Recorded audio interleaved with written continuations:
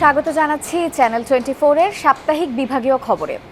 ভিন্ন ধাঁচের সংবাদ নিয়ে আমাদের এই আয়োজন। আজ জানাবো রাজশাহী বিভাগের খবর। সাথে আছে আমি শায়লা রহমান ইমা। রাজশাহী নগরীতে ইসলামী স্থাপত্যের আদলে তৈরি করা হয়েছে 7টি ফুট ওভারব্রিজ, যেখানে খরচ হয়েছে অন্তত 50 কোটি টাকা। কিন্তু যেই উদ্দেশ্য নিয়ে এগুলো তৈরি করা, উদ্বোধনের 1 মাস পর দেখা গেল তার উল্টো চিত্র। নিরাপদে হাঁটার স্থানটি বর্তমানে পরিণত হয়েছে বিনোদন কেন্দ্রে।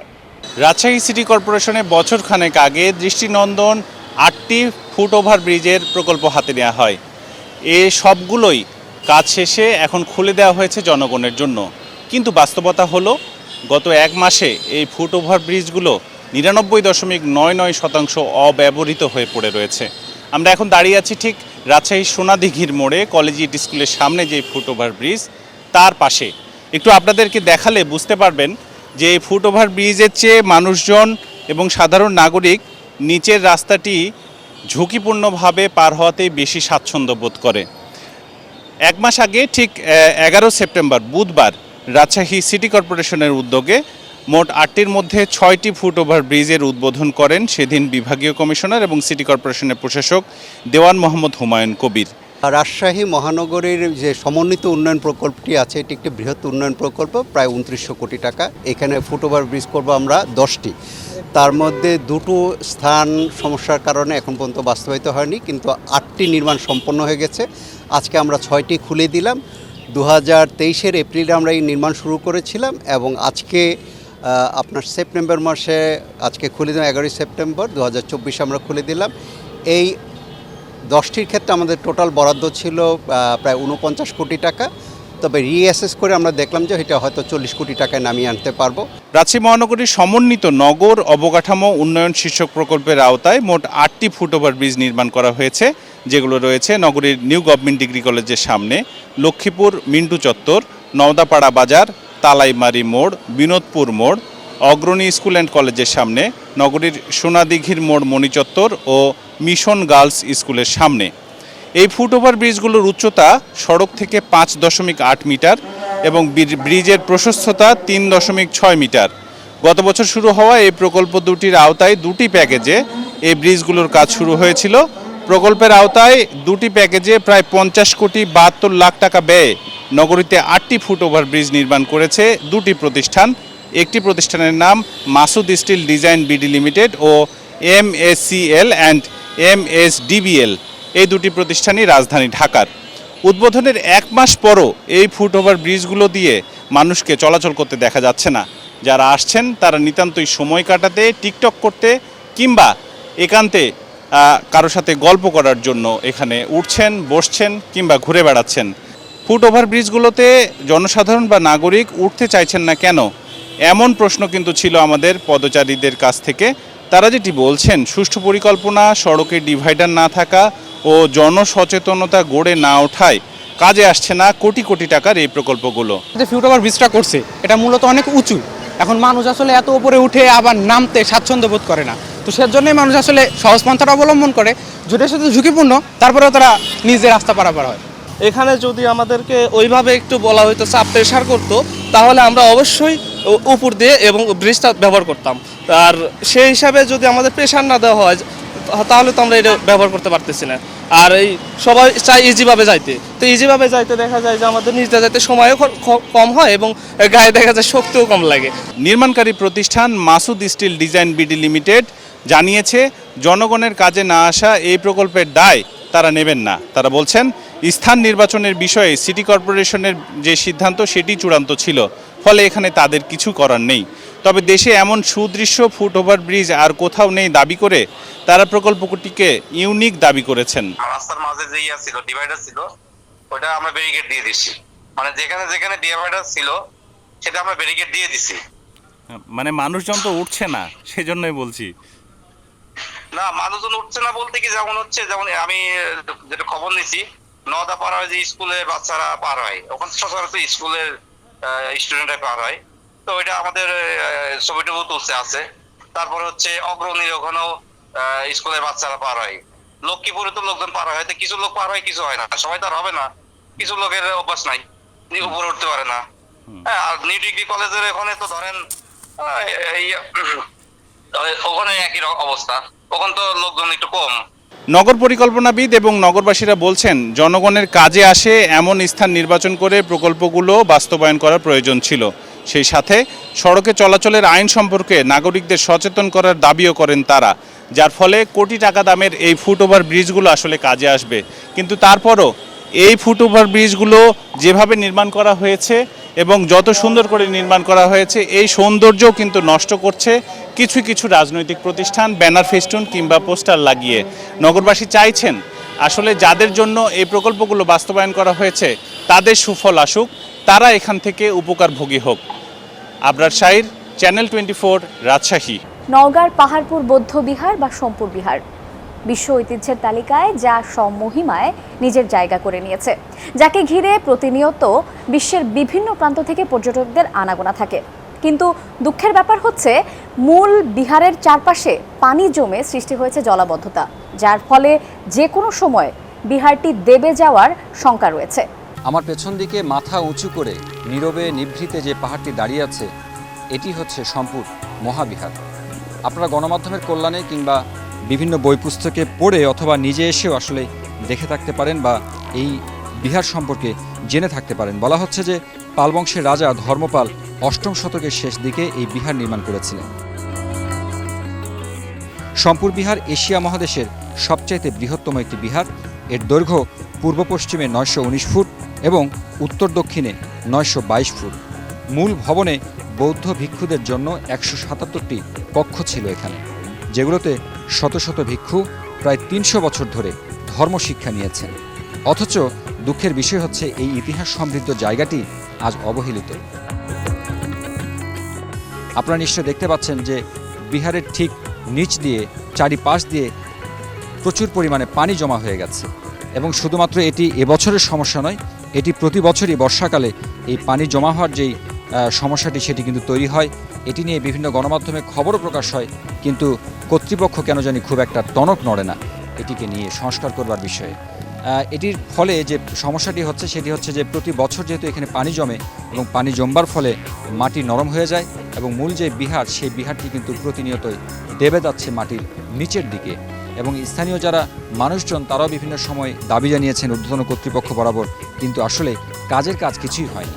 আর তাই এই বিহার নিয়ে আর কোনো অবহেলা নয়, দ্রুতই এই পানি নিষ্কাশন করে এটিকে স্বরূপে ফেরানোর দাবি জানিয়েছেন স্থানীয়রা। একটা আনন্দ উপভোগ করার বিষয়, সবাই আনন্দ করতেই আমরা পরিবার নিয়ে আসি এবং ছোট ছোট ছেলেমেয়েরা স্কুল থেকে আসে বেশিরভাগ, তারা আনন্দ উপভোগ করতে আসে। দেখা যাচ্ছে অনেকে পা পিছলেই জলাবদ্ধতার কারণে পড়ে যায়, যাই দেখা যাচ্ছে যে তারা আনন্দটাই মাটি খেয়ে যায়। এই যে আনন্দ করতে আসে যে দুর্ঘটনা, এটা আমরা কখনো উপভোগ করতে পারতাম না। যদি আপনাদের মাধ্যমে বা যে কোনো একটা পদক্ষেপ নিলে এটা যাতে পানি নিষ্কাশনটা করা যায়। বিদেশিরা আসে এখানে দেখার এই যে পাহাড়ের সৌন্দর্য আর অতীতের যে রাজার যে পরিকল্পনা জায়গা ঘর, এগুলো দেখতে খুব সৌন্দর্য, এত সৌন্দর্য মনে হয় বাংলাদেশের কোনো জায়গায় আমরা পাইনি, সেটা পাহাড়পুরে আছে। যে জলাবদ্ধতা আপনারা দেখছেন এটি আসলে একটি স্থায়ী সমস্যা। এটি প্রতি বছরই বর্ষার মৌসুমে 2-3 মাস যাবতীয়ভাবে জমে থাকে। তো আমরা আমাদের টেম্পোরারি পাম্প মেশিনের মাধ্যমে বর্ষার মৌসুম শেষ হওয়া মাত্রই আমরা পানিগুলো সরাই ফেলি। তো যখন দেখা যায় এই পানিটা যেই বিলে আমরা দেই সেই বিলটার পানিটা যখন বেশি হয়ে যায় বা একই সমান হয়ে যায়, তখন হচ্ছে পানিটা বের হতে চায় না। একটা সিদ্ধান্ত এইরকম যে এই পানিটাকে যদি পার্শ্ববর্তী নদীর সাথে কোনো ক্যানেলের মাধ্যমে সংযুক্ত করে দেওয়া যায়, সেই ক্ষেত্রে হয়তো এটার স্থায়ী সমস্যা সমাধান করা সম্ভব। তথ্য বলছে গত অর্থ বছরে দেশি বিদেশি পর্যটকদের কাছে কেবলমাত্র টিকিট বিক্রি করেই রাজস্ব এসেছে 1,09,00,000 টাকা। আর এবছর এখনও পর্যন্ত কয়েক মাস বাকি, এরই মধ্যে রাজস্ব এসেছে 1,35,00,000 টাকা। অর্থাৎ প্রতি বছর সরকারের ঘরে একটা বিপুল পরিমাণ রাজস্ব যাচ্ছে এই পাহাড়পুর থেকে। হারুন রশিদ চৌধুরী, চ্যানেল 24, নওগাঁ। রয়েছে বিভিন্ন রাইডের ব্যবস্থা, আছে খেলনার দোকান, পাশাপাশি খাবারের দোকানও। পুকুরে ছাড়া হয়েছে রঙিন মাছ, যা দেখতে প্রতিনিয়ত ভিড় করছেন শিশু কিশোর এবং উৎসুক জনতা। নাটোরের ডিসি অফিসের সামনে ছোট্ট ফুলের বাগানটি হয়ে উঠেছে জেলার বিনোদনের অন্যতম প্রাণকেন্দ্র। কেউ বা পুকুরের পানিতে বাদাম দিচ্ছেন, কেউ বা দিচ্ছেন মুড়ি, আর রঙিন মাছগুলো তা খাচ্ছে। নাটোর ডিসি পার্কে শিশুদের জন্য বিভিন্ন রাইডের পাশাপাশি পুকুরে রঙিন মাছ যুক্ত করায় স্থানীয়দের উৎসাহের যেন শেষ নেই। এমন রঙিন মাছ দেখতে শিশু কিশোর সহ উৎসুক জনতা ভিড় করেন নাটোরের ডিসি পার্কে। বেড়াতে এসে এসব রঙিন মাছ দেখে উচ্ছ্বাস প্রকাশ করেন সবাই। পার্কে আসলাম, রঙিন মাছ দেখছি, অনেক ভালো লাগছে। পার্কে বেড়াতে আসছি, এখানে রঙিন মাছ আছে, খেলাধুলা জায়গা আছে। ডিসি পার্কটা মোটামুটি ভালো, এখানে রঙিন মাছ, বাচ্চাদের খেলাধুলা করার জন্য একটু জায়গা আছে মোটামুটি। আজকে ছুটির দিন, তাই ওদেরকে নিয়ে একটু ঘুরতে আসছি। পার্কে আসলাম, এসে খুব ভালো লাগলো দেখতে। রঙিন মাছে মানে মুড়ি খেতে দিলাম, তারপরে যে গোল্ড ফিশ আসছিল ওই জায়গায়, দেখে আমার খুব আনন্দ লেগেছে। পার্কটিকে ঘিরে ছোট ছোট খেলনা আর ঝালমুড়ি, বাদাম সহ বিভিন্ন খাবারের ভ্রাম্যমাণ দোকান বসেছে। এসব দোকান থেকেই বাদাম ও মুড়ি কিনে মাছগুলোকে খাওয়ান দর্শনার্থীরা। বেচা বিক্রি ভালো হওয়ায় খুশি দোকানিরাও। এখানে আসে ছেলেপেলে বা বড়রা, আমরা পাশাপাশি খেলনার দোকান দেই, এতে আসে বাচ্চারা বা মাছ, রঙিন মাছ আছে পিছনে, সেই মাছগুলো অনেকে দেখে বাচ্চারা এই যে মুড়ি নিয়ে যায়, সাদা মুড়ি নিয়ে যায়, মাছকে খাওয়াই, বাদাম নিয়ে যায় খাই, ঘোরাফেরা করে। ভালোই লোকজন হয় শুক্রবার শনিবার করে ছুটির দিনগুলোতে। আমি রঙিন মাছ দেখবো, খেলবো, মজা করব। পার্কে আসার উদ্দেশ্য হলো আসলে বাচ্চাকে নিয়ে একটু ঘোরার জন্য। নাটোরে তো আসলে জায়গার একটু স্বল্পতা আছে, ওরকম পার্কের কোনো ব্যবস্থাও নেই, এই জন্য ডিসি পার্কে আমরা মাঝামাঝি আসি।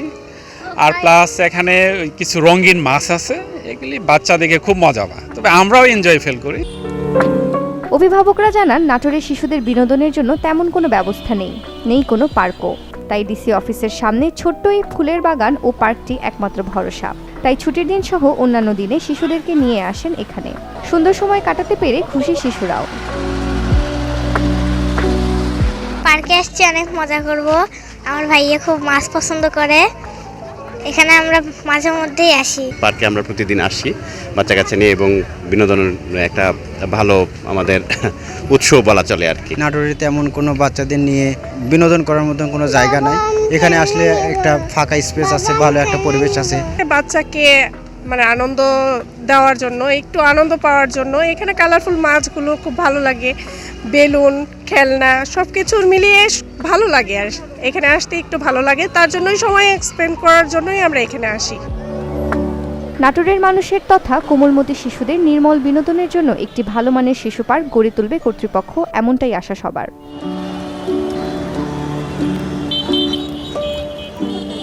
Desk report, channel 24। কাশফুলের শুভ্র হাসি জানান দেয় শরৎ এসে গেছে। কাশফুলের সৌন্দর্য দোলা দেয় মানুষের মনে। তাই তো প্রতিনিয়ত শরৎ আসলেই মানুষ ছুটে যায় নদীর তীরে, চরাঞ্চলে, কাশবনে। নদীর তীরে কাশফুলের শুভ্রতার প্লাবন, মাঠে মাঠে সবুজের মেলা। এত নীল আর এত সাদার একত্র সমাবেশ কেবল শরতেই দেখা মেলে এই রূপসী বাংলায়। শরতের নীলাকাশে সাদা মেঘগুলোকে দেখতে যেমন অসম্ভব সুন্দর লাগে, তেমন রূপ ছড়াচ্ছে যমুনা নদীর তীর ঘেঁষা সাদা কাশফুলগুলো। বিশাল বালুচর জুড়ে ফুটেছে সাদা কাশফুল। নদী, কাশফুল আর প্রকৃতি যেন মিতালি করেছে। আমি প্রথমবার কাশবনে আসলাম। কাশবন খুবই সুন্দর এবং অনেক বড়। কাশফুল আমি অনেকগুলো তুলিয়েছি। কাশবন খুবই সুন্দর এবং অপূর্ব তার দৃশ্য, অনেক ভালো, যে আমার মন কেড়ে নিয়েছে। এই প্রথমবার আসলাম, এরপরে আসবো, আবার আসবো। অনেক আমার ভালো লেগেছে কাশবন। আমাদের সিরাজগঞ্জ শহরের যে যমুনা নদী আছে, পূর্ব পাশের নদী, পশ্চিম পাশ দিয়ে যে বিশাল এলাকাটা ভরাট করা হয়েছে, ওখানে মানে পুরো এলাকাটা জুড়েই এই কাশবনটা হয়। আর বিশেষ করে এই মানে পুরো এলাকাটা সাদা শুভ্র হয়ে থাকে। সকালবেলাটাও খুব সুন্দর লাগে এবং বিকালটাও সুন্দর লাগে। শরতের এই কাশফুল দেখার জন্য কসবার তিনে এই সুন্দর মনোরম পরিবেশে আমরা পরিবার সহ সকাল বিকাল দুবেলায় আসি। অসংখ্য লোক আসে, হাজার হাজার লোক আসে বিকালবেলা। তবে সকালবেলা একটু কম হলেও পরিবেশটা সুন্দর এবং নিরিবিলি। এই কাশফুল দেখার জন্য অসংখ্য লোক আসে। আমরা সারা আরও আশেপাশে অসংখ্য লোক এসছে এটা দেখার জন্য। যান্ত্রিক যুগে এ দৃশ্য মুগ্ধ করছে সবাইকে। আকাশ, কাশবন আর সামাজিক যোগাযোগ মাধ্যম সবখানে এখন শরতের আবহ। শরতের স্পর্শ পেতে তাই কাশফুলের কাছে দলে দলে ছুটছে মানুষ। বিকেলের শেষ রোদে ভিড় করছেন কাশবনগুলোতে। কাশফুলের সৌন্দর্য মানে আরও বৃদ্ধি হয়ে গেছে, আর অনেক মনোমুগ্ধকর এই সৌন্দর্য। এই জন্যই আমরা আসছি এখানে ঘুরতে। অনেক দিনের ইচ্ছে ছিল, মানে আসবো, হয়ে ওঠেনি। আজকে সপরিবারে আমরা চলে আসছি। অনেক দূর দূর থেকে আসে কাশফুলটা দেখার জন্য। ধরতে গেলে এটা একটা পর্যটন এরিয়া। তো মোটামুটি শরতের কাশফুল সপরিবারে অনেকদিন হলো আসবো বলি, কিন্তু আসা হয় না। আজকে ঘুরতে আসছি। চারিদিকে খুব সুন্দর মনোরম পরিবেশ, কাশফুল ফুটেছে। আমি শাহজাদপুর থেকে আসছি এই পরিবেশটা দেখার জন্য। খুবই সুন্দর, খুবই ভালো। সাথে আমাদের যমুনা নদী, কিছু দূর হেঁটে গেলেই সেই পাড়টা দেখা যাবে। তো আমরা সবাই আসছি এটাকে দেখার জন্য। অবশ্যই আপনারা সবাই আসবেন। বর্তমান পরিস্থিতিতে হাঁপিয়ে ওঠা মানুষের কাছে কাশবন যেন একরাশ আনন্দ আর সাময়িক মুক্তির বার্তা। কাশবন যেন হয়ে উঠেছে শিল্পীর তুলিতে আঁকা কোনো ছবি, আর তাই তো বিনোদন পেতে অনেকেই ছুটছেন সেখানে। Desk report, channel 24। যে বয়সে নাতিপুতি নিয়ে আনন্দের সময় কাটানোর কথা, সে বয়সেই রুজির তাগিদে ছুটছেন ঘরে ঘরে। ভ্যান চালিয়ে বাড়ি বাড়ি গিয়ে বিক্রি করছেন গরুর গোবরে তৈরি জ্বালানি। বলছি নাটোরের 70 বছর বয়সী বৃদ্ধা সবেদা বেওয়ার গল্প। 70 বছর বয়সী বৃদ্ধা সবেদা বেওয়া যে বয়সে সন্তান কিংবা নাতিপুতি নিয়ে আনন্দের সময় কাটানোর কথা, সেই বয়সে রুজির তাগিদে ঘরের বাইরে ছুটতে হচ্ছে তাকে। ভ্যানে করে বিক্রি করছেন গরুর গোবরে তৈরি প্রাকৃতিক জ্বালানি। আমি 50 বছর আগে আমার স্বামী মারা গেছে। যাওয়ার পর আমি এই দুকু ধান্দা করে দেলে বিক্রি করার পর আমার একটা মেয়ে আছিল, মেয়েটাও মারা গেছে। যাওয়ার পর আমি এই দেলেই বিক্রি করতে করতে বিটিটা মরে গেছে। এখন আমার তো আর দেখার কেউ নাই। আমি এই দুকু ধান্দা করে খাই, আর তো দেলে বিক্রি করতে পারি না। আমাকে যদি কেউ কিছু সাহায্য করলো নি আল্লাহ, তাহলে আমি নামাজ কালাম পড়নুনি খানুনি, আমি আর এই দেলে বিক্রি করতে পারি না। আমার আর বয়স নাই। প্রায় 45 বছর আগে মারা যান সবেদা বেওয়ার স্বামী আক্কাস আলী। নিজের কোনো ছেলে সন্তান নেই, এক মেয়ে ছিল, সেও একটি সন্তান জন্ম দিয়ে মারা যান। তারপর সেই নাতিকে নিয়েই সংসার সবেদা বেওয়ার। স্বামী মারা যাওয়ার পরে ওই ডেলে বিক্রি করে এই সংসার চালাবা, নিজের জীবনযাপন করে। নিজের মেয়ে ছিল, মেয়েকে ইয়ে করতো। এখন তার মেয়েও মারা গেছে এবং ওর নাতি একটা আছে, ওই নাতিকে নিয়ে খায়। ভোরে উঠে ওই ডেলে লিয়ে যা বাজারে, বহুদূর বাজার লিয়ে যা বিক্রি করে ওই জীবন করে। এখন সরকার থেকে যদি কোনো সহযোগিতা করে তাহলে সবেদার দিন পথ চলে। নেই কোনো জায়গা জমি, বসবাস করেন নাটোর সদর উপজেলার মদনহাট এলাকার সরকারি আশ্রয়ন প্রকল্পের ঘরে। নাতির একারাই চলে না সংসার, তাই বৃদ্ধ বয়সে জীবিকার তাগিদে ভোর হতে না হতেই খালি ভ্যান নিয়ে বের হন জ্বালানি কিনতে। বাড়ি বাড়ি ঘুরে জ্বালানি কিনে ভ্যান ভর্তি করেন, তারপর শহরে নিয়ে যান বিক্রি করতে। এই ভ্যানে করে 10-12 পুন দেলে নিয়ে প্রতিদিন টেনে বাজারে যায়, আবার আসার টাইমে দেখি নিজেই চালায় চলে আসে। তাই দীর্ঘ বহুত দিন থেকে তার দেখার কেউ নাই। তার চেয়ারম্যান মেম্বার এই পর্যন্ত তার কোনো সার্বিক সহযোগিতা করে নাই। আমি শুনেছি লৌকিক মুখে যে এই ভ্যানটা গ্রামের মানুষ তার কষ্ট দেখে কিনে দিছে। বয়স তো শেষই হয়ে আইছে, এই বেচারা এই করে খায়। আমার এখানে দেলে লেয়, 2-4 পন করে লেয়, আর এই করে হইলো বিক্রি করে আর খায়। সারাদিনে তার আয় হয় 200 থেকে 300 টাকা। নিজের উপার্জন আর বিধবা ভাতার টাকা দিয়েই ঔষধ সহ যাবতীয় খরচ মেটান। বার্ধক্যের কাছে মাথা নত করেননি এই বৃদ্ধা, বেছে নেননি ভিক্ষাবৃত্তির পথ। সৎ এবং পরিশ্রমের আয় দিয়ে সংসার চালিয়ে গর্ববোধ করেন তিনি। সবেদা খুবই গরিব মানুষ, এ পাড়াতেই থাকে। আর আমরা ওকে ছাড়া দিলে কাউকে দিই না, কেউ ও একেবারেই গরিব মানুষ, এগুলো করি খায়। তাছাড়া আমি একদিন যদি না যায় ওর পেট চলে না। সবেদা বেওয়ার মতো দরিদ্র অথচ আত্মমর্যাদাশীল নারীদের পাশে সবাই এসে দাঁড়াবে, এমন প্রত্যাশা সবার। Desk report, channel 24। শেষ করব 36 জুলাইয়ের একটি খবর দিয়ে। একটি চোখ নষ্ট হয়ে গেছে, আরও একটি চোখ নষ্ট হবার পথে। ছাত্র জনতার আন্দোলনে চোখ সহ শরীরের বিভিন্ন স্থানে গুলিবিদ্ধ হন জয়পুরহাটের রাকিব হাসান রকি। অর্থের অভাবে বর্তমানে তার চিকিৎসা বন্ধ রয়েছে।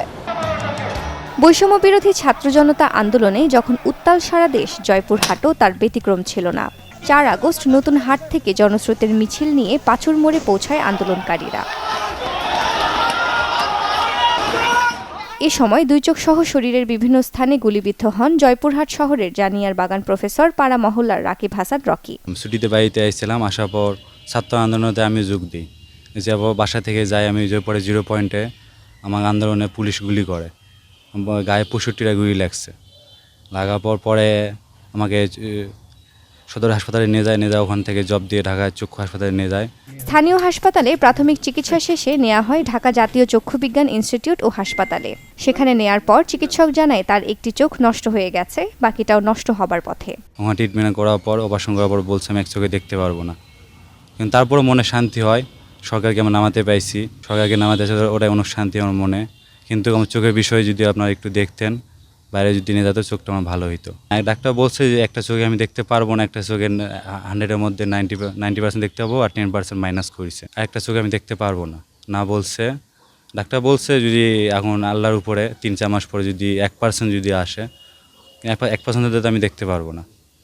এখন যদি বাইরে যদি নিয়ে ব্যবস্থা করায় ছাত্ররা হয়তো দৃষ্টি আসতে পারে। ওটা পরিবারের একমাত্র উপার্জনক্ষম ব্যক্তির এমন অবস্থায় দিশেহারা দরিদ্র বাবা মা, না পারছেন সংসারের খরচ মেটাতে, না পারছেন সন্তানের চিকিৎসা করাতে। জয়পুরহাট জুডিশিয়াল ম্যাজিস্ট্রেট কোর্টের নিচতলায় ক্যান্টিনে আমি চাকরি করি।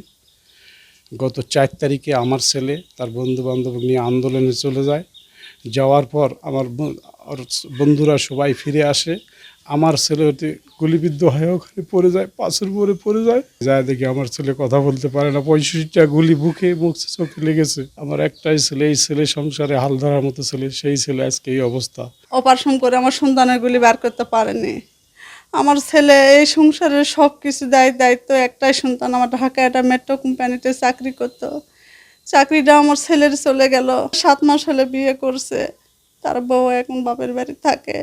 আমি এই সন্তানলে কি করে খাবো? আমাদের বাড়ি ঘরও নেয়, তেমন অবস্থা শালেও না আমাদের বাইরে চিকিৎসা করার মতো। ডক্টরের নিজের কাছে আমি চাই যে আমার সন্তানের সঠিক চিকিৎসা জানা হয়। রকির চোখের চিকিৎসার জন্য সরকার ও সমাজের বিত্তবানদের এগিয়ে আসার আহ্বান জানান স্বজন ও এলাকাবাসী। খুবই অসহায় একটি ছেলে, লেখাপড়া শেষ করে সে ঢাকায় গিয়ে খুব ছোট্ট একটু কষ্ট করে সংসার চালায়। সেই বৈষম্য বিরোধী ছাত্র আন্দোলনে তাদের সঙ্গে শরিক হতে যে তার একটি চোখ গুলিবিদ্ধ হয়ে নষ্ট হয়ে গেছে এবং অপর একটি চোখও নষ্ট হওয়ার পথে। সেই কারণে আমরা তার জন্য সবাই তার সুচিকিৎসার জন্য আমরা এগিয়ে আসব এবং জয়পুরহাটবাসী সবার কাছে আমি তার চিকিৎসার জন্য সাহায্য দেওয়ার জন্য সবাইকে এগিয়ে আসার আহ্বান জানাবো। আন্দোলনের 6 মাস আগে বিয়ে করেন রাকিব। স্বামীকে অসহায় অবস্থায় রেখে বাবার বাড়িতে চলে গেছেন রাকিবের স্ত্রী। Desk report, channel 24। এই ছিল সাপ্তাহিক আয়োজন বিভাগীয় খবরে। ভিন্ন রকম সংবাদ নিয়ে আবারও হাজির হব আপনাদের সামনে, সাথেই থাকুন।